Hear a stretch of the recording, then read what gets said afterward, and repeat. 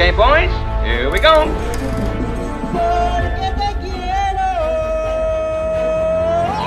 Halo guys, jangan lupa makan ya. Jaga kesehatan kalian adalah hal yang terpenting. Oke? Oke lah, masa enggak? Di kesempatan kali ini, Mimin akan menceritakan alur film yang berjudul Hidden Man. Film ini dirilis pada tanggal 13 Juli 2018 di Cina.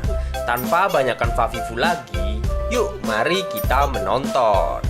Berlatar belakang tahun 1992 di Beijing Utara, kita akan diperlihatkan kepada dua orang laki-laki yang bernama Su dan juga temannya yang bernama Naimoto. Mereka berasal dari Jepang. Saat itu, Su sedang berjalan menuju ke guru besar sekaligus ayah angkatnya yang bernama Guru Li. Di sisi lain, Guru Li sedang merayakan ulang tahunnya sekaligus menunangkan anak angkatnya yang bernama Tianrang. Sesampainya di sana, Su bermaksud untuk memperkenalkan dan menyampaikan keinginan Naimoto yang ingin menanam opium di daratannya.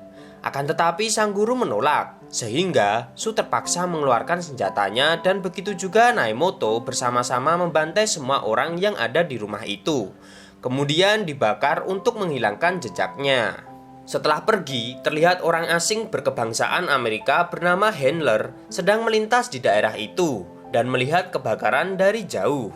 Tak lama kemudian, tiba-tiba seorang anak kecil yang dalam kondisi terbakar berlari meminta pertolongan kepadanya. Anak kecil tersebut yang tidak lain adalah Tianrang. 15 tahun selanjutnya, setelah selamat dari pembantaian dan dipindah ke negara Amerika, Li Tianrang telah menjadi seorang mata-mata di Amerika dengan memiliki wajah tampan, tubuh atlet, hebat, dan dikenal dengan sebutan Bruce. Kemudian temannya memberitahu bahwa atasannya memanggilnya. Ternyata ia diutus untuk kembali ke negara asalnya yaitu Peiping, di mana ia saat ini sangat bersemangat untuk menjadi sleeper agent dalam melakukan misi sekaligus membalaskan dendam terhadap Su dan juga Naimoto yang kala itu telah membantai keluarganya. Yes, sir. 听明白就大点声。 Yes, sir. Setibanya di Peiping, Tianrang kembali bertemu dengan ayah angkatnya, Handler, yang sebenarnya tidak menginginkan anaknya tersebut kembali ke masa lalunya yang kelam. Handler yang berprofesi sebagai dokter memberi penjelasan terhadap situasi kota saat ini. Jepang dan Tiongkok kini diambang peperangan, di mana Jepang sedang menunggu di luar gerbang menunggu untuk masuk. Handler pun menjelaskan kekhawatirannya di mana Su telah menjadi kepala polisi sementara Naimoto telah menjadi bos dari ratusan pembunuh. Akan tetapi, Tianrang tidak gentar dengan apa yang akan dihadapinya, di mana saat ini ia telah menjadi mesin yang siap membunuh musuhnya kapan saja. Kemudian Tianrang pun bertemu dengan Tuan Lang, di mana orang ini adalah seorang pebisnis kaya yang teduh mendorong dan berurusan kepada siapapun yang masuk dalam usahanya lalu membentuk front politik melawan invasi Jepang. Diketahui, Handler dalam waktu dekat ini akan kembali ke negara asalnya. Oleh sebab itu, ia meminta Tianrang untuk memalsukan namanya menjadi Bruce Handler agar Su dan Naimoto tidak mengetahui dirinya masih hidup. Di sisi lain, Tuan Lang bertemu dengan Su. Ini orangnya. Mereka membicarakan tentang kejayaan dan kekuasaan dinasti Ming yang ingin mereka bangkitkan kembali. Lang juga memberikan sebuah lukisan bersejarah, yaitu lukisan nenek moyang Su yang tersisa dari sekian lukisan bersejarah yang hilang pada saat itu. Oleh karena itu, Lang meminta Su untuk membunuh Naimoto yang merupakan lintah berkebangsaan Jepang yang dikira akan menjadi suatu ancaman di suatu hari. Akan tetapi, Su yang telah mengenal lama Naimoto tentu harus berpikir panjang mengenai hal tersebut. Kemudian dia pun berkata bahwa dia akan membunuh Naimoto jika mendapatkan imbalan yang sepadan dari Tuan Lang. Tak diduga demi kelancaran urusannya, ia memberitahu bahwa Tianrang telah kembali ke negara asalnya dan akan membersihkan duri dalam dirinya jika Su mau membunuh Naimoto. Padahal Tianrang baru akan merencanakan misinya sebagai sleeper agent yang berprofesi sebagai dokter kandungan dari Amerika. Dan setelah makan malam, tanpa disengaja Su malah bertemu dengan Tianrang yang dengan santainya menyapanya.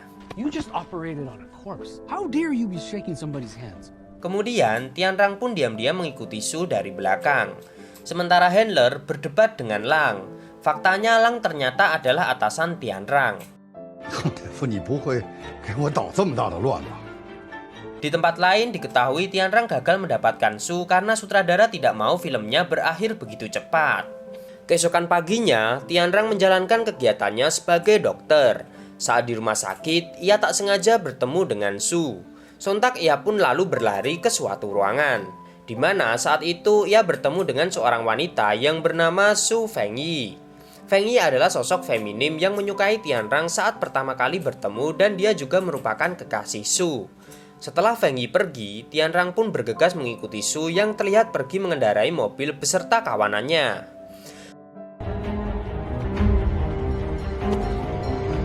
Su saat itu sedang mengeksekusi pedagang opium yang disaksikan para warga dan juga wartawan dengan tujuan sebagai pencitraan agar dia dianggap baik oleh warganya untuk menjadi seorang kaisar.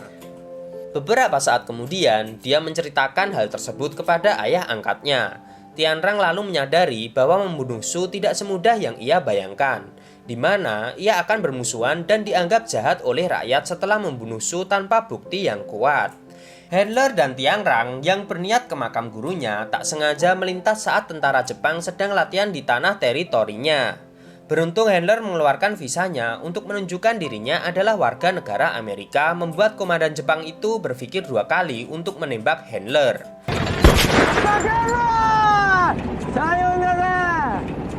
Setibanya di sana, ia tiba di makam gurunya. Di sana berdiri patung gurunya dan patung Tianrang yang bersimpuh di hadapannya. Handler menceritakan bahwa sejarah telah diubah oleh Su, di mana Tianranglah penyebab kematian guru besarnya. Oleh sebab itu, para warga memahami sosok Tianrang adalah orang yang jahat. Keesokannya, saat ia berhadapan dengan seorang pecandu, disitulah ia bertemu dengan wanita cantik menggunakan tongkat berjalan yang bernama Xiao Hong. Dan tanpa disadari, ia tiba di sebuah toko, yang mana toko tersebut adalah toko penjahit sekaligus kediaman Xiao Hong. Karena kecantikannya, Tianrang menghampirinya lalu sesekali menggodanya, bahkan ia juga mau menuruti keinginan Xiao Hong membakar opium Jepang yang berada di balik tembok perbatasan. 还等什么呢？ 等你烧鸦片啊！ Setibanya di perbatasan, pandangan Tianrang teralihkan pada seseorang yang tidak lain adalah Naimoto, salah satu pembunuh keluarganya waktu itu.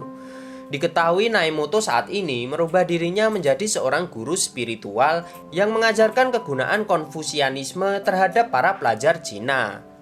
Ketika itu, ia melihat pedang Naimoto yang digunakan waktu membunuh. Lalu, ia pun mencurinya beserta dengan cap namanya.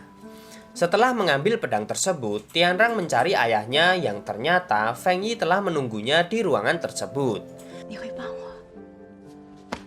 不如这样，我可以用科学的方式帮你测试一下。 我相信科学。 Kemudian Tianrang menyuntikkan obat ke Fengyi, bahkan mencap nama Naimoto di bagian pantatnya. Hal itu pun diketahui oleh Su saat ia sedang melakukan pengenjotan bersama Fengyi, sehingga membuat ia garam. Saat Handler akan kembali ke Amerika, Su mengundangnya makan malam di suatu restoran kedutaan Prancis. Naimoto juga mengatakan bahwa seseorang telah mencuri pedangnya. Singkat cerita, mereka pun tiba di restoran tersebut, dan tak lama kemudian terjadilah keributan disebabkan ketegangan ketika Handler melihat Tianrang berada di situ menyamar menjadi pelayan di restoran itu. Bahkan Su menampar Fengyi sehingga membuat pelayan akan mengusir Su dari tempat itu.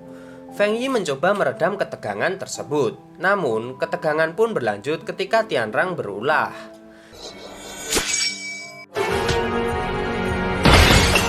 Karena kejadian tersebut, Handler pun menjadi kesal dan meminta Lang untuk tidak melibatkan Tianrang dalam misinya. Hal itu ternyata membuat Lang mengamuk, lalu mendorong Handler hingga Handler terjatuh dan seketika tewas. Keesokan paginya, semua warga dikejutkan atas kematian warga asing yaitu Handler, di mana kematiannya disebut-sebut adalah karena bunuh diri, karena melakukan kesalahan. Tuan Lang mensabotase kematian tersebut agar niatnya tidak diketahui oleh Tianrang, dan misinya tetap berjalan lancar. Tuan Lang juga memberikan keterangan palsu di mana ia menunjukkan sebuah rekaman suara Handler yang menyuruh Tianrang untuk mengabdi kepada Lang sebagai ayah angkatnya. Kemudian Tianrang yang statusnya menjadi buronan, dia pun dibawa oleh Lang di sebuah menara sebagai tempat tinggalnya. Saat di sana, ia diperintahkan untuk menyembunyikan lonceng sebagai tanda bahwa dirinya masih hidup. Tianrang juga tidak boleh melakukan apa-apa sebelum diperintahkan olehnya. Setelah meninggalkan Tianrang, Lang bertemu dengan Su. Rupanya, Su mengetahui pembunuh Handler adalah si Lang, karena sidik jarinya terdapat pada Handler. Namun, Lang terlihat tidak takut. Bahkan, ia mengancam Su bahwa siapa saja yang menghalangi misinya untuk membunuh Naimoto, ia akan mati. 你是在威胁我吗？ 您这是在威胁我呀？ Ketika membenamkan dirinya, kemudian dia berniat menemui Xiao Hong. Di sana, ia menyadari bahwa Handler tidak bunuh diri, melainkan telah dibunuh. Xiao Hong yang merupakan seorang penjahit yang nampaknya anggun ternyata memiliki koneksi yang baik untuk merencanakan balas dendam terhadap seseorang yang belum pernah dilihatnya. Keesokannya, Feng Yi memerintahkan anak buahnya untuk menculik Tianrang. Ternyata Feng Yi telah depresi karena Su hanya memberikan harapan palsu ingin menikahinya. Oleh sebab itu, ia mengajak Tianrang untuk ikut bersamanya ke sebuah pulau di mana ia telah menyiapkan semuanya untuk Tianrang. Namun, Tianrang menolaknya, lalu mengatakan dirinya berada di kota itu bukan tanpa alasan, di mana ia akan membalas dendam kepada mantan kekasihnya yang telah membunuh guru dan keluarganya. Lalu dia pun pergi meninggalkannya. Di sisi lain, Xiao Hong mencari Tianrang di kediamannya. Akan tetapi pelayannya mengatakan bahwa Tianrang sedang pergi. Beberapa waktu kemudian, dia pun bertemu dengannya tanpa menggunakan busana. Oleh sebab itu, Xiao Hong pun menjadi kesal dan menyimpan rasa curiga kepada Tianrang adalah pembunuh. Sambil menodongkan senjata, Xiao Hong juga mengatakan bahwa Lang saat ini dikepung oleh polisi dan Su memiliki surat penangkapan Tianrang. Tianrang lalu menjelaskan kronologi sebenarnya. 你有什么证据？ 看，背上这伤是他烧的，枪也是他打的。 Hingga ia sadari Xiao Hong telah pergi meninggalkannya.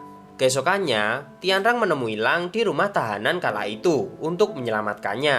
Namun Lang mengatakan bahwa dirinya tidak mau. 嘿，李天然！